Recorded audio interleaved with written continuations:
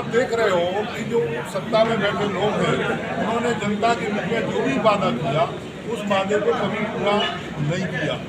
पूरे चुनाव भर देश के माहौल को बिगाड़ने का प्रयास किया।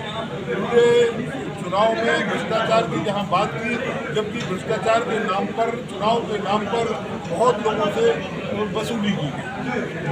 महंगाई जबरदस्त बढ़ी है, बेरोजगारी जबरदस्त बढ़ी है, और विशेष रूप से बुंदेलखंड के विकास की जो बात की जाती है, बुंदेलखंड में विकास के नाम पर कोई काम हुआ नहीं आता। जो भी काम हुआ है वो माननीय अखिलेश यादव जी की सरकारों में हुआ है, माननीय मुलायम सिंह यादव जी की सरकारों में हुआ है, लेकिन मौजूदा 10 साल की सरकार में अभी तक बुंदेलखंड में कोई काम नहीं हुआ।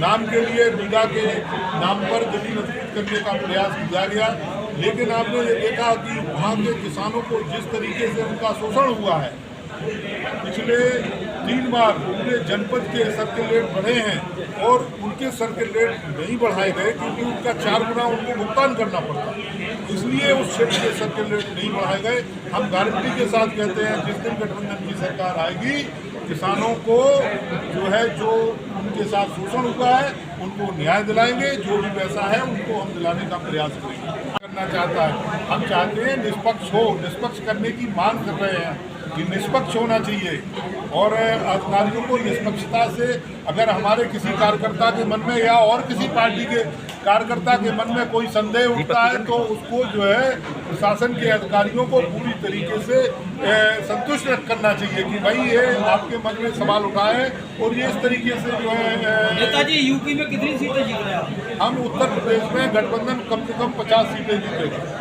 साहब के संविधान से, नहीं तो वो मंत्री परिषद की शपथ दिला देते। सबने देखा पूरे देश के अंदर 100 दिन का एजेंडा तय हो गया, पूरे लोग कैबिनेट बैठ गई और अगली सरकार का कामकाज बना रहे।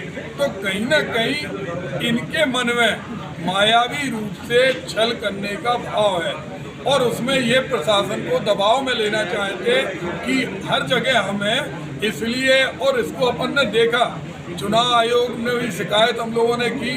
हमारे प्रधानमंत्री जी कहते हैं कि महात्मा गांधी को पिक्चर के माध्यम से पूरी दुनिया ने जाना, तो इनका कोई भरोसा नहीं है।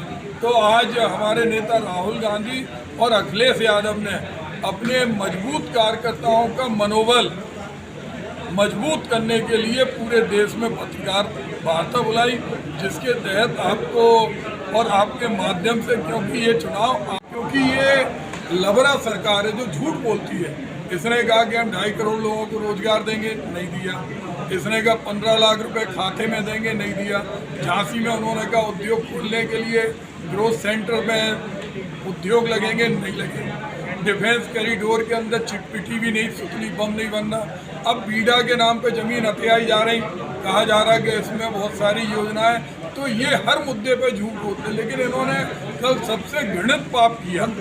जब एक मतदाता जो बाबा साहब भीमराव अंबेडकर के संविधान को सुरक्षित रखना चाहता है, उसने गठबंधन को मतदान किया, और उनके मनोबल को हतोत्साहित करने के लिए और अधिकारियों को दबाव बनाने के लिए कि अधिकारी इस दबाव में रहें कि दिल्ली में भी सरकार बन रही हो। इनकी इतनी बड़ी लफाजी है कि आज प्रधानमंत्री जी ने 100 दिन का एजेंडा तय कर दिया। क्या वो एग्जैक्ट हो सकता है?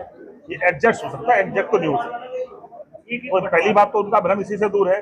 हम तो कह रहे हैं, खुद अपने आप पत्रकार साथी बैठे हैं, इसके परिवार में 20-25 वोट है, क्या कोई कह सकता है कि पूरे परिवार ने वोट दिए होंगे? किसको दिए होंगे ये तय है क्या? जब आप नहीं बता सकते हैं तो ऐसा कौन सा तंत्र और कौन सा सूत्र है इनके पास कि पूरे देश की सारी सीटें दी गई हार गई? मैं कह सकता हूँ एग्जैक्ट तो है ही नहीं, एडजस्टमेंट है ये, और एडजस्टमेंट ज्यादा चलता नहीं है। रही बात मशीन के भ्रम की और परिणाम की बात की, अगर ये सब भ्रम फैलाया जा रहा है तो मशीन पे शक होना शुरू होता है। जनता ने जिसको जिताया, जनता बोलती है कौन जीत रहा कौन हार रहा, लेकिन दूसरा कोई बोलेगा ये जीत रहा है तो भ्रम स्थिति है। फिर अभी तो हमें शंका नहीं है, पर भ्रम की स्थिति पैदा करने वालों ने मशीन पे शंका पैदा कर दी। ऐसा कैसे कॉन्फिडेंस से बोल रहे कितने जीत जाएंगे? एक घर वाला अपनी पत्नी का वोट नहीं बता सकता किसको देगा बिना पूछे, तो पूरे देश का परिणाम कैसे आ रहा सामने? और अगर वो एग्जैक्ट आ रहा है तो फिर शंका सबको है, इस देश को फिर बहुत सी भ्रम की स्थितियां पैदा हो जाएंगी।